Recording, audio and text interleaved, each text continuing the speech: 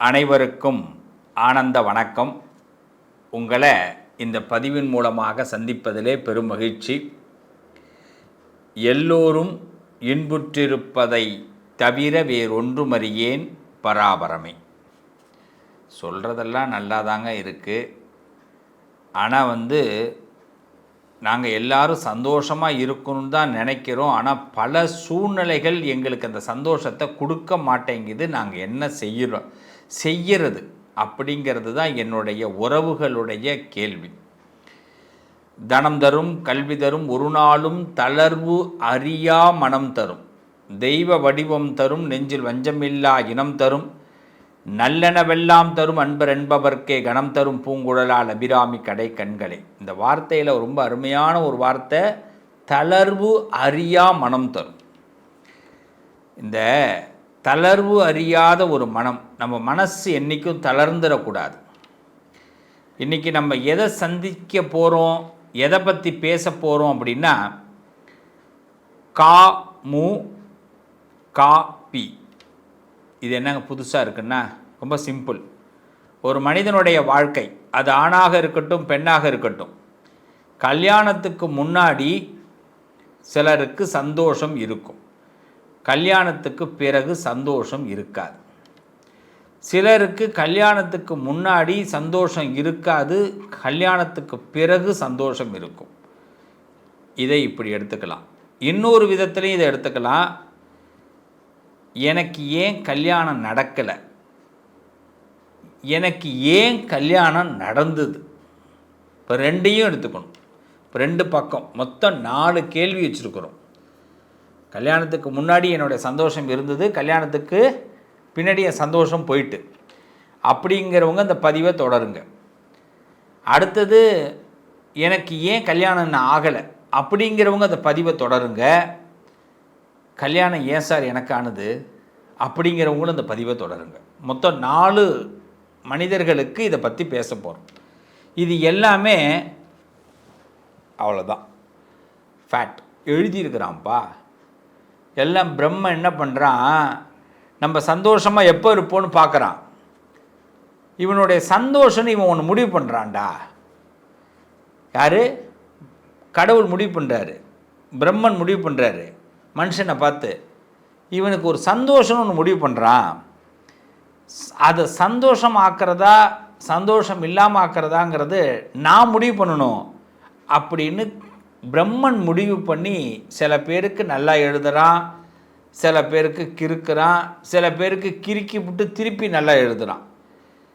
இப்போ நமக்கெல்லாம் அதை எப்படி எழுதியிருக்கிறான், சார் எனக்கு நல்லா எழுதலை, கிறுக்கிட்டான், ஆனால் நான் எப்படி அதை மாற்றிக்கலாம் அப்படிங்கிறத பற்றி தான் இப்போ பேச போகிறோம்.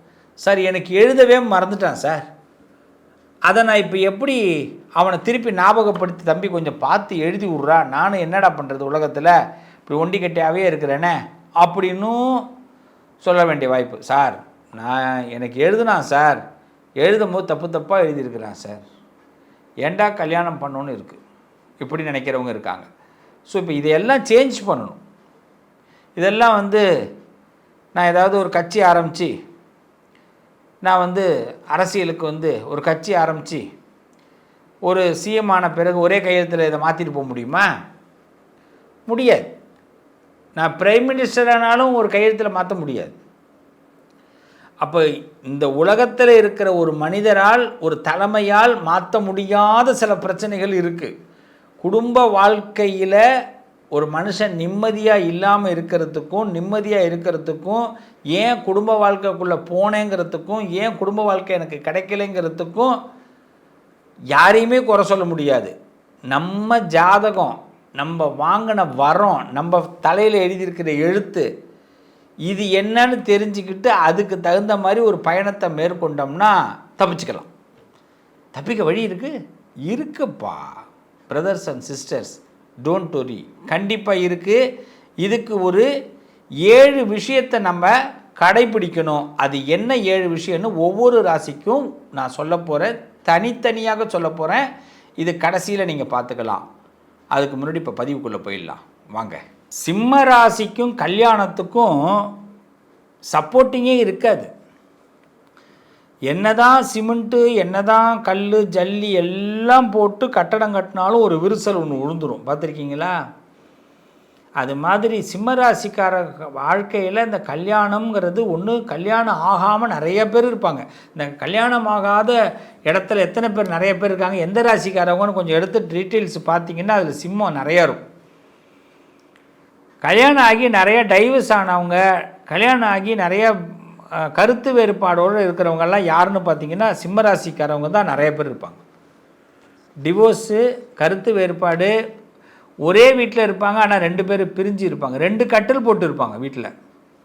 ஹஸ்பண்ட் ஒரு ரூமில் படுத்திருப்பார், அப்புறம் மனைவி ஹாலில் படுத்திருப்பாங்க, இல்லை மனைவி ரூமில் படுத்திருப்பாங்க, ஹஸ்பண்ட் ஹாலில் படுத்திருப்பாங்க. இப்படிலாம் கல்யாண வாழ்க்கையில் இருக்கும். ஆனால் வெளியில் பார்த்தீங்கன்னா கொஞ்சம் கூட கண்டுபிடிக்க முடியாது. சிம்மம், துலாம் இவங்களெல்லாம் சுத்தமாக கண்டுபிடிக்க முடியாது. கல்யாண வாழ்க்கையில் அப்படி ரொம்ப ஒத்துமையாக இருக்கிற மாதிரியே இருக்கும். இவங்க தான் ஃபஸ்ட்டு கப்புள் அப்படின்னே சொல்லுவாங்க. ஆனால் கல்யாண வாழ்க்கை நிறைய சிக்கல்கள் நிறைந்தது அப்படின்னு சொன்னால் சிம்மத்திற்கு உண்டு. அதுமாரி நம்ம எதிர்பார்க்குற காதல் கை கொடுக்கவே கொடுக்காது. சார் நான் யாரை அன்பாக இருக்கிறேன்னு நினைக்கிறேனோ மறுநாளே அந்த அன்பு புட்டுக்கிட்டு போயிடுது சார், எப்படி சொல்லுவாங்க. சார் நான் ரொம்ப நாள் கழித்து எனக்கே இப்போ தான் சார் காதல் வந்திருக்கு, எனக்கு அவ்வளோ தூரம் காதலெல்லாம் விருப்பமே கிடையாது, நான் இறைவன் சிவனை தாண்டி வேறு யாரையும் விரும்புறதில்லை, அப்படியே எனக்கு ஒரு விருப்பம் வருது சார், ஆனால் அவங்க மறுநாள் பார்த்திங்கன்னா நம்மள்ட்ட இது வரைக்கும் பேசிகிட்டு இருந்தவங்க பேசாமல் போயிடுறாங்க அப்படின்னு சொல்லுவாங்க. சரி, இப்படி காதல் வாழ்க்கை, கல்யாண வாழ்க்கை அப்படி போயிடுச்சு. இப்போ கல்யாண வாழ்க்கையாவது நமக்கு ஒரு கல்யாணம் அமைஞ்சிருக்கு, இந்த கல்யாண வாழ்க்கை அரேஞ்ச் மேரேஜ், இதில் லவ் பண்ணுறோம், இல்லை லவ் பண்ணி கல்யாணம் பண்ணிக்கிட்டோம், இனிமேலாவது இந்த காதல் நல்லாயிருக்கும், கல்யாண வாழ்க்கை நல்லாயிருக்கும் அப்படின்னு இறங்கி போனோம்னா ஏட்டிக்கு பூட்டி இருக்கும். ஆரம்பத்துலேருந்து ஏட்டிக்கு பூட்டி இருக்கும். ஒன்றும் பல பேருக்கு திடீர்னு விவாகரத்து ஆகிடும். சில பேருக்கு பார்த்திங்கன்னா விவாகம் ரத்து ஆகாமல் இருக்கும், அவ்வளோதான். ரத்து ஆகாது, ஆனால் விவாகம் இல்லை. இப்போ புரியுதுங்களா? சில வீட்டில் பாருங்களேன், ஹார்லிக்ஸு, பூஸ்ட்டு இது மாதிரிலாம் இருக்கும், ஆனால் போட்டு குடிக்க மாட்டாங்க. சும்மா பேருக்கு வச்சுருப்பாங்க, காலாவதி ஆகிட்டு தூக்கி போட்டுருவாங்க. இது மாதிரி தான் சிம்மராசிக்காரருடைய வாழ்க்கையில் இது மாதிரி தான் தன்னுடைய இல்லற வாழ்க்கை இப்படி தான் அமையும். நிறைய இடத்துல அப்படி தான். காரணம் என்ன அப்படின்னா, சிம்மராசிக்காரர்களுக்கு 5வது வீடு குரு, 7வது வீடு சனி. இந்த 5வது வீடு குருவாக இருக்கிறதுனால ஓவர் அன்பு, சிம்மத்துக்கு எப்பயுமே அன்பு அதிகமாக வெளிப்படுத்திய அழகு. அதனால் என்னென்னா சிம்மராசிக்காரவங்க தான் வீட்டில் இருக்கிறவங்கள வந்து ரொம்ப விரும்புவாங்க, ஆனால் தன்னை விரும்ப மாட்டாங்க தான் வீட்டில் உள்ளவங்க. அதனால தான் சிம்மராசிக்காரவங்க மற்றவங்கள ரொம்ப விரும்புவாங்க. இந்த அன்பு எங்கே கிடைக்குமா, எங்கேயாவது கிடைக்குமா அப்படின்னு சிம்மராசிக்காரவங்க விருப்பத்தை மற்றவங்க மேலே, அதனால தான் அஃபெக்ஷன் நிறையா இருக்கும். காரணம் என்ன அப்படின்னா, சிம்மராசிக்காரவங்கள வீட்டில் உள்ளவங்க புரிஞ்சிக்கவே மாட்டாங்க, வெளியில் உள்ளவங்க புரிஞ்சுப்பாங்க. என்ன சார் இவ்வளோ நல்லவராக இருக்கீங்க நீங்கள் அப்படின்வாங்க வீட்டில் உள்ளவங்க. வெளியில் உள்ளவங்க ஒரு வீட்டில் சிம்மராசி பெண் இருப்பாங்க, அந்த சிம்மராசி பெண்ணை வீட்டில் வில்லியாக பார்ப்பாங்க. ஆனால் வெளி உலகத்துக்கு பார்த்திங்கன்னா அந்த சிம்மராசி பெண் உலகத்துக்கு தெய்வமாக தெரிவாங்க. வெளியில் பார்த்திங்கன்னா அந்த அந்த பெண்மணி வந்து ஒரு அவ்வளோ நல்லவங்களாக இருப்பாங்க வெளி உலகத்துக்கு. ஏன்னா வெளி உலக மக்களால் மட்டுமே சிம்மத்தை வந்து புரிஞ்சிக்க முடியும். வீட்டில் உள்ளவங்களால் சிம்மத்தை முதல்ல புரிஞ்சிக்கவே முடியாது. இதை நல்லா தெரிஞ்சுங்க. அப்போ ஏங்க இது புரிஞ்சிக்க முடியலன்னா, வீட்டில் உள்ளவங்க சிம்மராசிக்காரர்களை நிறைய குறை சொல்வார்கள். ஒரு பையன் சிம்மராசியில் பிறந்துட்டான்னா அவங்க வீட்டில் உள்ளவங்கள்ட்ட திட்டு வாங்குற மாதிரி வேறு யார்ட்டையுமே திட்டு வாங்க முடியாது. அவன் எவ்வளோ தான் வெற்றியோடைய ஏணி ஏறி வெற்றியை தொட்டுக்கிட்டே இருந்தால் கூட அந்த வீட்டில் உள்ளவங்க ஏதாவது ஒரு குறை சொல்லுவாங்க. நீ இதுக்கு சரிப்பட்டு வரமாட்டடா, இது என் பிள்ளை இருக்கான் பாருங்களேன், இந்த இடத்துல கொஞ்சம் மிஸ்டேக்குங்க, அவன் வந்து சரி வர மாட்டாங்க அப்படி இன்னொருத்தவங்கள்ட்டே சொல்லுவாங்க. இதை வந்து இந்த சிம்மராசியால் கேட்க முடியாது. அப்போ ஒரு காலகட்டத்தில் வீட்டில் பெரியவங்களுடைய காலத்துக்கு பிறகு தான் சிம்மராசி பிரகாசமே ஆகும். அப்படி இல்லைன்னா அந்த பெரியவர்களை விட்டு வெளிவந்த பிறகு தான் சிம்மராசி பிரகாசமாகும். அதனால தான் சிம்மராசிக்காரங்க குடும்பங்கள் வந்து நிறைய இடங்களில் தனி கொடுத்தனம் வர வேண்டிய கட்டாயம்லாம் ஏற்படும். எப்போ நீங்கள் இண்டிவிஜுவலாக லைஃப்பை ஸ்டார்ட் பண்ண ஆரம்பிக்கிறீங்களோ அப்போ தான் உங்கள் வாழ்க்கையில் சக்ஸஸ் ஆகும். இப்போ கல்யாணம் ஆகிடுச்சு, கூட்டு குடும்பத்தோடு வாழணும்னு சிம்மத்துக்கு ரொம்ப பிடிக்கும். ஆனால் வேறு வழி இல்லாமல் தனி கொடுத்தனத்துக்குள்ளே வருவீங்க, அப்புறமா தான் வாழ்க்கை ஆரம்பிக்கும். அதில் எல்லோரும் சந்தோஷமாக இருப்பாங்க, நீங்கள் மட்டும் சந்தோஷமாக இருக்க மாட்டீங்க. ஏன்னா உங்களுக்கு கூட்டு குடும்பத்தில் இருக்கிறது பிடிக்கும், ஆனால் கூட்டு குடும்பத்தில் இருக்கிறவங்களுக்கு உங்களை பிடிக்காது. இப்போ என்ன பண்ணுறது? என்ன ஒரு காதல் ஆண்டவன் வச்சுருக்கிறான். ஆனால் நம்மளை சிம்மராசிக்காரவங்களை பார்த்தா காதல் இல்லாதவர்கள் அப்படின்னு சொல்லுவாங்க. காதல்னால் உனக்கு என்னென்னு தெரியுமா அப்படிலாம் கூட கேட்பாங்க. இந்த லவ்னா என்ன நினச்சிட்டு இருக்கிறாங்க எல்லாரும், இந்த படத்தில் காட்டுற மாதிரி டூயட் பாடுறதும் கேட்குற பொருளெல்லாம் வாங்கி கொடுக்குறதும் அதுதான் காதல் நினச்சிட்டு இருக்காங்க. சிம்மம் அது கிடையாது. சிம்மம் என்ன நினைக்கிது காதல்னா, தன்கிட்ட இருக்கிறவங்க கையேந்திரக்கூடாது மற்றவங்கள்ட்ட, இதுதான் சிம்மம் காதல்னு நினைக்கும். தன்னோட கௌரவம் போயிடக்கூடாது, தன் குடும்பத்தில் உள்ளவங்களோட கௌரவம் போயிடக்கூடாது. அப்போ உண்மையிலே சிம்மராசியை புரிஞ்சுக்கிட்டாங்கன்னா எல்லாருமே நல்லா இருக்கலாம். ஆனால் அந்த சிம்மராசி அவ்வளோ சீக்கிரம் யாரும் புரிஞ்சிக்க முடியாது. காரணம், சிம்மராசிக்கு 5வது வீட்டில் குரு இருக்கிறதுனால அந்த குரு என்ன பண்ணுவார்னா, ஒரு ஃப்ரெண்ட்ஷிப்பாக பழகினா மட்டும்தான் கல்யாண வாழ்க்கை நல்லாயிருக்கும். அதனால் இன்னையிலேருந்து கல்யாண வாழ்க்கை நல்லா இருக்கணும்னா சிம்மராசிக்காரவங்க கணவன் மனைவி நட்பாக பழகுங்க. கணவன் மனைவியாகவே பழகாதீங்க. ஃப்ரெண்ட்ஸுக்கும் கணவன் மனைவிக்கு என்ன வித்தியாசம்னு கேட்குறீங்களா? நட்புக்கிட்ட நீங்கள் என்ன வேணாலும் பேசினாலும் அவங்க திரும்பி அதை ஏற்றுப்பாங்க, கேள்வி கேட்க மாட்டாங்க, எத்தனை மணிக்கு வீட்டுக்கு வரேன்னு கேட்க மாட்டாங்க, எத்தனை மணிக்கு எங்கே போகிறேன்னு கேட்க மாட்டாங்க, என்ன பண்ணுறேன்னு கேட்க மாட்டாங்க. அது பேர் நட்பு. கேள்வி கேட்டுக்கிட்டே இருக்கிறவங்க ஹஸ்பண்ட் ஒய்ஃப், இவ்வளோ தான். இப்போ இன்னிலேருந்து சிம்மராசி நீங்கள் கல்யாணம் பண்ணிக்கிறீங்கன்னா இன்னிலேருந்து கேள்வி கேட்குறத நிப்பாட்டிடுங்க. சிம்மராசிக்காரவங்க உங்களுக்கு ரொம்ப பிடிச்சவங்களாக ஆகிடுவாங்க. ஆனால் சிம்மராசிக்காரவங்க எக்காரம் கொண்டு தப்பு பண்ண மாட்டாங்க, அதை நீங்கள் நம்பலாம். அதை தான் செய்யணும். இப்படி தான் சிம்மராசியை நீங்கள் புரிஞ்சுக்கணும். 7வது வீடு சிம்மத்துக்கு சனி. அப்போ இந்த கல்யாண வாழ்க்கையில் நிறைய போர்க்களத்தை சந்தித்து தான் ஆகணும். கேட்டால் நிறைய பேர் சிம்மராசிக்காரவங்க வீட்டில் விவாகரத்து ஏன் அடிக்கடி நடக்கிறது, ஏன் ரொம்ப சிரமப்படுறாங்க அப்படின்னா, அவங்க சிம்மத்தை பல பேர் தப்பாக புரிஞ்சுக்கிறது. இந்த இப்போ வீடியோவே சிம்மத்துக்கு வீடியோவா இல்லை சிம்மராசிக்காரவங்க கல்யாணம் பண்ணிக்கிட்டவங்க இந்த வீடியோவை நீங்கள் சிம்மராசிக்காரவங்க மற்றவங்களுக்கு போட்டு காட்டுங்க. இன்னும் கொஞ்சம் உங்களுக்கு பலனாகவே இருக்கும். இதில் நீங்கள் செய்ய வேண்டியதும் இருக்குது. அப்போ சிம்மராசிக்காரர்களுடைய காதல் நல்லா வரணும், கல்யாணம் நடக்கணும் அப்படின்னா சிம்மராசிக்காரர்கள் செய்ய வேண்டிய ஒரு பரிகாரம், இந்த பள்ளியறை பூஜைன்னு சொல்லுவாங்க. சிவ ஆலயங்களிலே பள்ளியறை பூஜைன்னு நடக்கும். அந்த பூஜையில் கலந்துக்குங்க. கண்டிப்பாக கல்யாண வாழ்க்கை சீக்கிரம் அமையும். கல்யாண வாழ்க்கை நல்லா இருக்கணும்னு நினைக்கிறவங்க பள்ளியறை பூஜையை போய் வழிபாடு பண்ணுங்கள் சிவாலயங்களில்.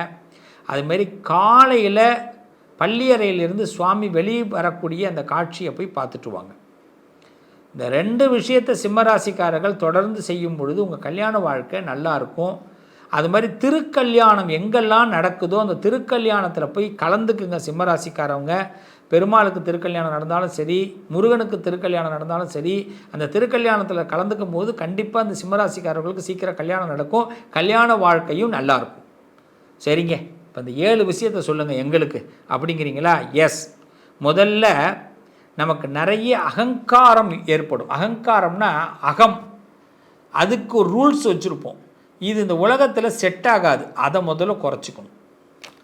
சிம்மராசிக்காரவங்க தான் நிறைய ரூல்ஸை, மற்றவங்க யாரும் நம்ம ரூல்ஸை மதிக்க மாட்டாங்க. நம்ம சில ரூல்ஸை நம்ம குறைச்சிக்கணும்.